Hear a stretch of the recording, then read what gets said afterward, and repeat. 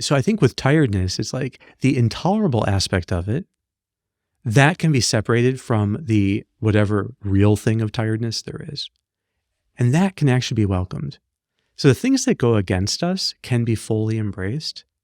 And the more we're in a habit of doing that, in fact, the better our mood gets and the better our energy levels get in just ordinary life. So you might not feel great now, but if you embrace it, open yourself to it, welcome it, reframe it, you end up being able to get a bounce from it later on. Before we get started, if you enjoy these episodes, you might want to check out more at OptimalWork.com.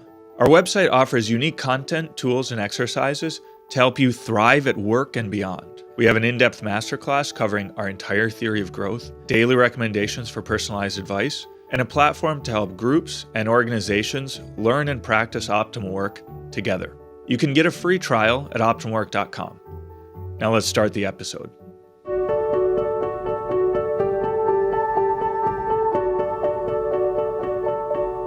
Hey, this is Sharif here with another episode of the Optimal Work podcast, joined by Dr. Kevin Majors. Kevin, great to be back here with you after a little bit of a break. Yeah, Sharif, great to be back. Yeah, Kevin. Well, it's a new year, as you know, 2024, and that leads me to form resolutions for how I can be better. I'm sure many people are doing the same thing. And one of the things I was trying to work on was tiredness in the afternoon and just feeling like work slackens up a little bit. Maybe I start to really want to take a nap, and I really, don't want to take a nap.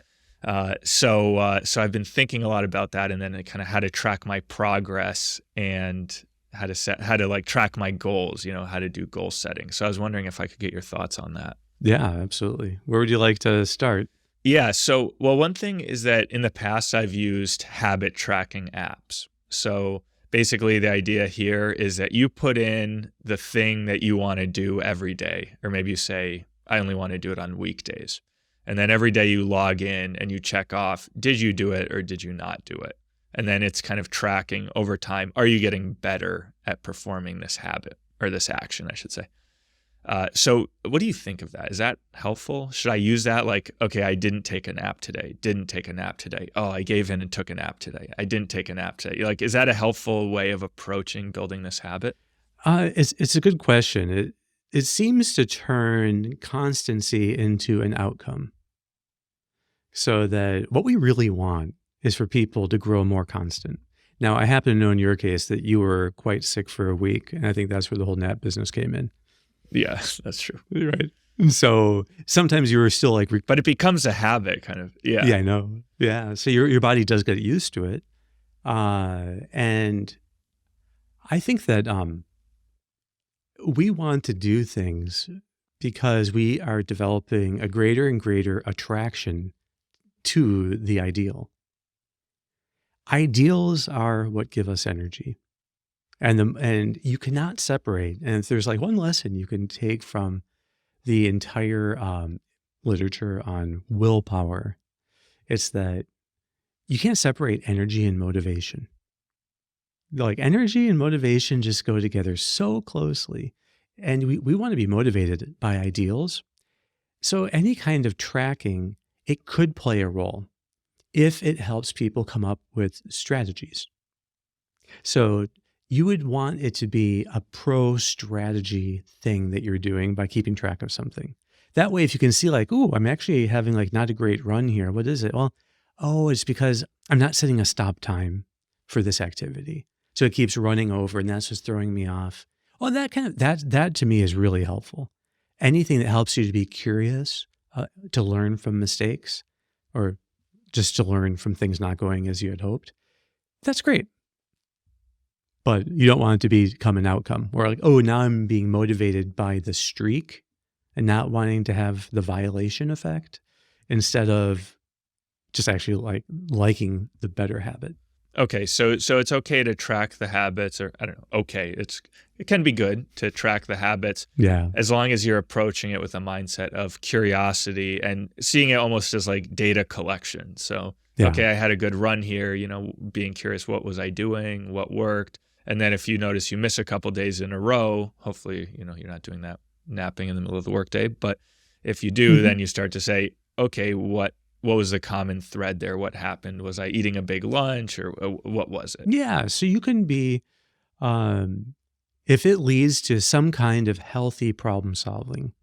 So you're thinking through, okay, what could make this easier? Is there any way I could approach this that would get easier with practice? That's what you want to like aim for. Things that get easier. Things, is there a difficulty here that will gradually habituate? Okay, then what would it take for it to habituate the most smoothly? And then I'm just going to practice acceptance of that. So you could say if a person were completely accepting of the feeling of being tired, would they take a nap to get rid of it? Well, if there's a health reason, or if it's someone who's, women who have just had a baby, well, absolutely. You want them to sleep as much as they can. So there are instances where it's perfectly good, and people should actually listen to their body.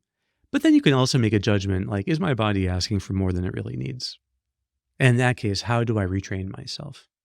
That's a different question. Then tiredness needs to be welcomed as a sign of progress. That kind of leads into the second method of goal tracking that I wanted to also get your thoughts on. All right. And so this was motivated by, in the coaching class, which is one of our courses on OptimalWork.com, about how to mentor other people, how to coach other people. You talk about that it's really important when you're encouraging people, helping them to reframe the challenges that they face, that you help them identify the trajectory of growth. So you help them to see, okay, what's going to get easier and easier with this challenge over time? So in the case of tiredness, I would think that, okay, as I struggle with tiredness, maybe on day one, I'm really tired in the afternoon. But then if I don't give in, then on day two, I should be a little bit less tired. Like maybe it was a 10 on day one, maybe day two, it goes down to an 8. And then day three, it goes down to a 6, and then a 4, and then a 2. And then within a week, I don't feel tired in the afternoon at all. So that's kind of what I'm hoping will happen. Is it helpful to track that, like to make a spreadsheet and kind of rate my tiredness each day? I would be suspicious of it. Okay, let me give it like a counter example. What if someone is having trouble getting out of bed the moment their alarm first sounds? Mm-hmm. Would you want them rating their tiredness while they're in bed? I would say no, because you want them to get out of bed. So any waiting in bed, rating is time that they're delaying the important act of jumping out of bed. Yeah. And so how useful then is the tiredness metric when a person first wakes up in the morning? Yeah, that's what I would think. It seems to me that I feel like I've gone decades never asking myself when the alarm goes off, how tired do I feel? I think if I were to ask myself that question right when the alarm goes off, it would be a disaster. It would be like putting weights on oneself, because that if you start getting really sensitized to the feeling of tiredness so that you're always aware of how large it is, that, well, you're going to notice it more and more, and it's going to be more likely to have a dragging effect on your behavior.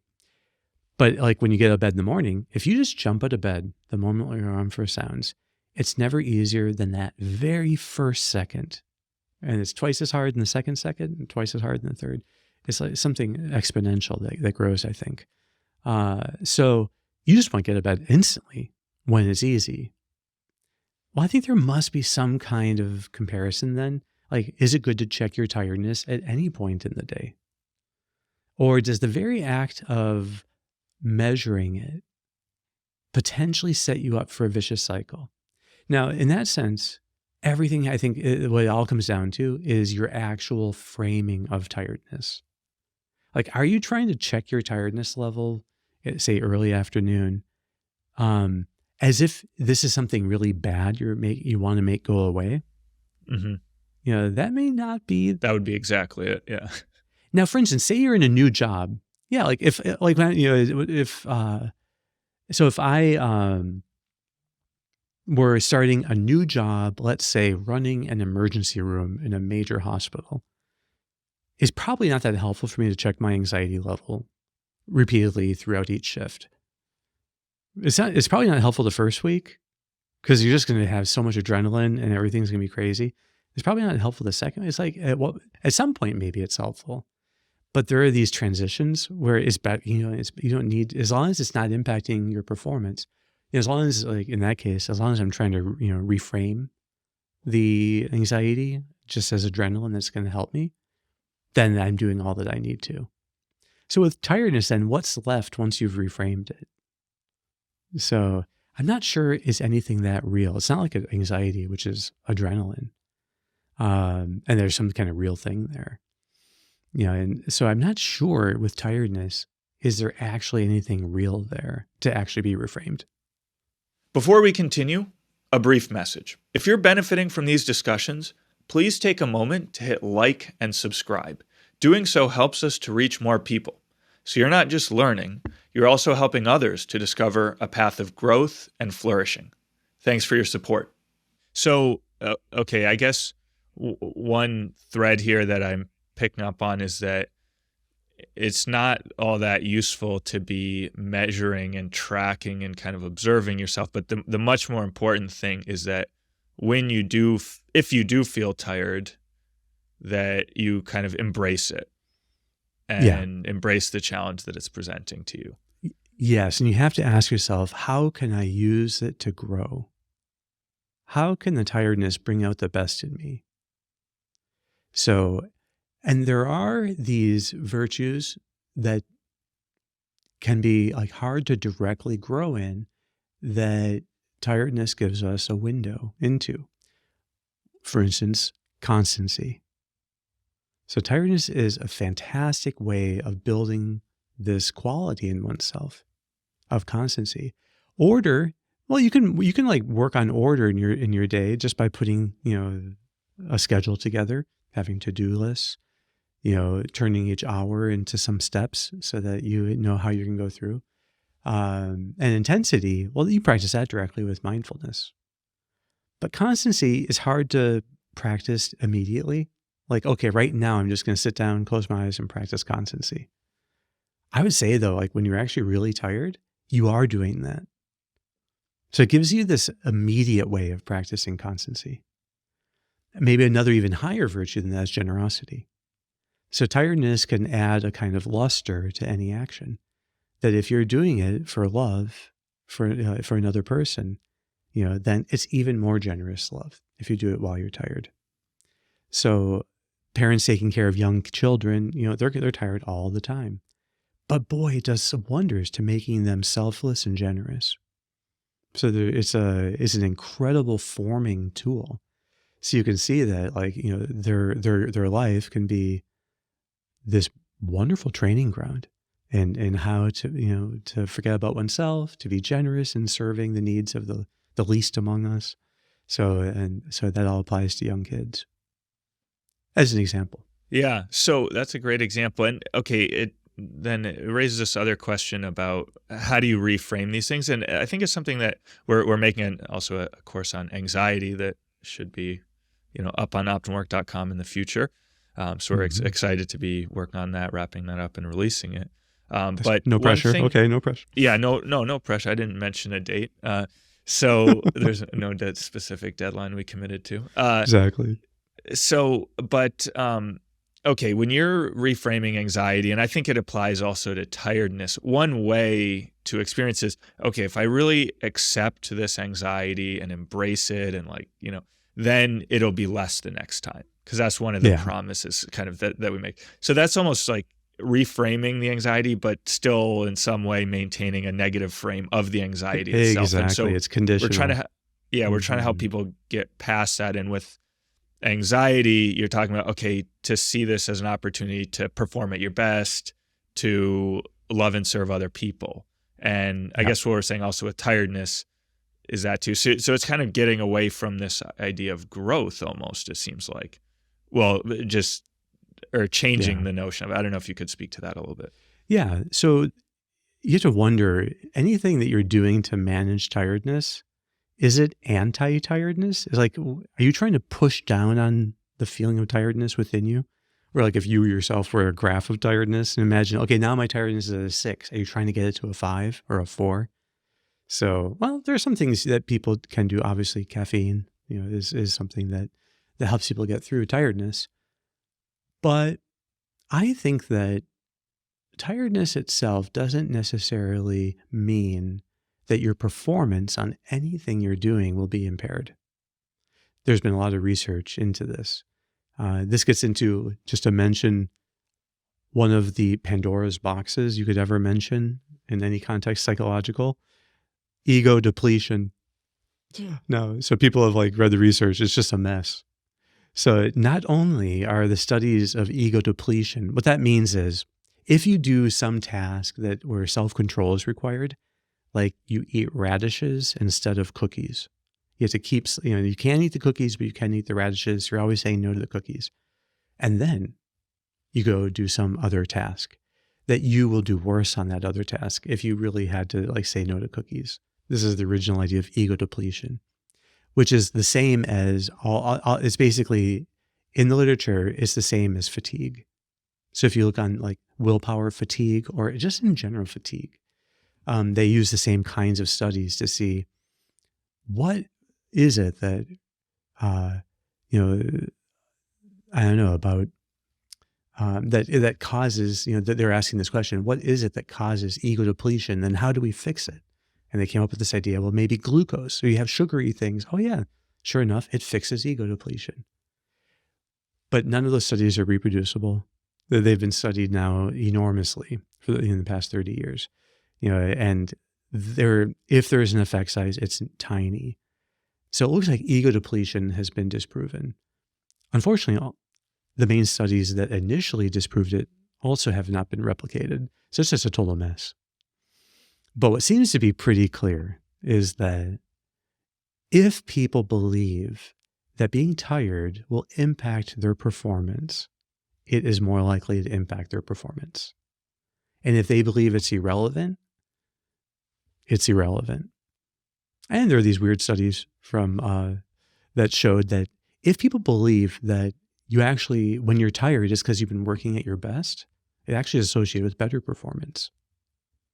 So its effect on your performance is really a function of the frame you have of tiredness. The more you have a positive frame, and so that means you greet it with curiosity, okay, well, with compassion, meaning it makes sense. You have to let your tiredness make sense. Okay, then you can see it as a good thing. Or, it's okay, this is just a sign that perhaps my body needs more sleep. So I think there is this sense that it's hard to find anything real that you can really pinpoint with tiredness. When you feel like you don't have energy, does your body actually have less energy?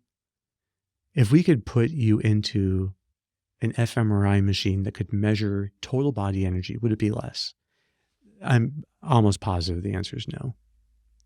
Right. Yeah. Actually, I've had times where I feel tired, and then I'll just do my run right now, and it's fine. It goes fine. Yeah, exactly. And people tend to feel most tired in the morning when they're the best. But that's rested. when you have definitely the most energy. Yeah. So it doesn't seem like there's any really clear, physical thing. Unlike anxiety, which is beautiful because you have adrenaline and it's measurable. So that's why I love working with anxiety. It's just so clear what you're reframing. Is the adrenaline you're reframing. But when it comes to tiredness, it's harder to tell what exactly is it. If you can point, though, to a sleep deficit, oh, wonderful. I think that people generally don't give themselves enough time for sleep. You want enough hours scheduled for it so that you don't feel rushed to get to sleep. But there's also this opposite thing where if people start to have a phobia of tiredness, then they can get more greedy for sleep. And that itself can make it harder to fall asleep because you're really wanting to hurry up and get as much sleep as you can. So you want to combine this thing of, if you're habitually tired, then take it as something to be curious about, to learn from it. Associate it with, for instance, diet. If you eat really bad food and you feel tired, that's a great association to make. And if you eat really healthy, nourishing food and you feel less tired, that's a great, that's the kind of thing. If you have fewer carbs, or fewer at least, things with, with a lower glycemic index. So they're just less likely to go immediately into your bloodstream, and then you feel less tired. Great. So you want to make associations. Usually we can learn from our tiredness. Yeah. Okay. Actually, just earlier, I like the idea of learning from your tiredness. And earlier, you also mentioned adrenaline and that you can, or anxiety, and that you can reframe the adrenaline. And we recently did an episode on cravings where you talked about reframing the cravings. You can actually flip it into a good thing. Now, you just kind of mentioned that maybe with tiredness, since there isn't actually a real biological basis for it, that maybe you can't flip it. So I just want to get clear on that. Is there a way where if you get tired, you can reframe it and say, okay, now this is just what I needed for blank? Yes. Okay. So the more general thing that is real when you're experiencing very great tiredness, at the peak moment when it feels most intolerable, that is called the dynorphin effect. So dynorphins are the opposite of endorphins. So the way it generally works is if you artificially elevate your endorphins, like by taking, let's say, heroin, don't recommend it. So what happens is you get the momentary spike in endorphins and you get a compensating longer spike in dynorphin. After cocaine, people can have a dynorphin spike, just one-time use, and it's never been used before. They can have a dynorphin spike that lasts 7 days.